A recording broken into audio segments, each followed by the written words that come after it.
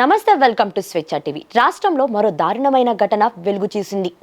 Doctor BR Ambedkar Konaseema జిల్లా రాజోలు మండలంలో ప్రియుడి చేతిలో ఓ మహిళ దారుణ హత్యకు గురయ్యింది. వివరాల్లోకి వెళ్తే జిల్లాలోని రాజోలు మండలం మైకనపాలెం గ్రామానికి చెందిన ఓలేటి పుష్పకు 4 ఏళ్ల క్రితం వివాహం జరిగింది. పెళ్లైన కొద్ది నెలలకే భర్తతో గొడవలు రావడంతో ఆమె విడిపోయింది. అనంతరం ఆమెకు విజయవాడలో కారు ఏసీ మెకానిక్గా పనిచేస్తున్న షేక్ షామాతో పరిచయం ఏర్పడింది. ఆ పరిచయం కాస్త ప్రేమగా మారింది. దీంతో వారిద్దరూ గత కొంతకాలంగా బీసావరం గ్రామంలో ఇల్లు అద్దెకు తీసుకొని సహజీవనం చేస్తున్నారు.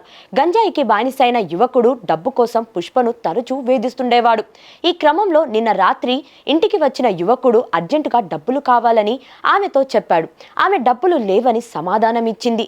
దీంతో వ్యభిచారం చెయ్యడానికి తనతో రావాలని పుష్పను బలవంతం చేశాడు. దీనికి ఆమె నిరాకరించింది.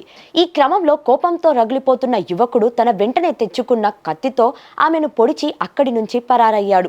తీవ్రంగా గాయపడిన పుష్ప అక్కడికక్కడే మృతి చెందింది. ఈ ఘటనకు సంబంధించిన సమాచారం అందుకున్న పోలీసులు వెంటనే ఘటనా స్థలానికి వెళ్లారు. ఈ క్రమంలో సంఘటన స్థలానికి పరిశీలించిన పోలీసులు కేసు నమోదు చేసి దర్యాప్తు చేపట్టారు. నమస్కారం, నేను రాజోల్ సీఎం మాట్లాడుతున్నాను. బీసావరం విలేజ్ రాజోల్ మండలంలో నిన్న నైట్ ఒక మర్డర్ ఒకటి జరిగింది. ఓలేటి పుష్పన్న ఆమె తన మొదటి భర్త విడిపోయి షేక్ షమ్మి అనే అతనితో 6 నెలలుగా సహజీవనం చేస్తుంది. అయితే అప్పుడప్పుడు చిన్న చిన్న గొడవలు జరుగుతున్నాయి. నిన్న కూడా అతను బాగా తాగి రావడం వల్ల ఎందుకు తాగి వచ్చామని చెప్పి అనే విషయం మీద చిన్న ఇష్యూ జరిగి గొడవ జరిగింది.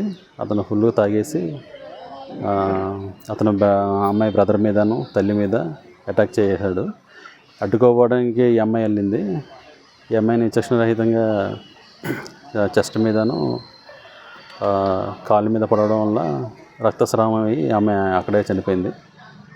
ఇన్సిడెంట్ జరిగిన తర్వాత ముద్దాయి ఇక్కడి నుంచి పారిపోవడం జరిగింది. సపరేట్గా 2 టీమ్స్ పెట్టాము. ముద్దాయిని వెంటనే తొందరలో పట్టుకుంటాం.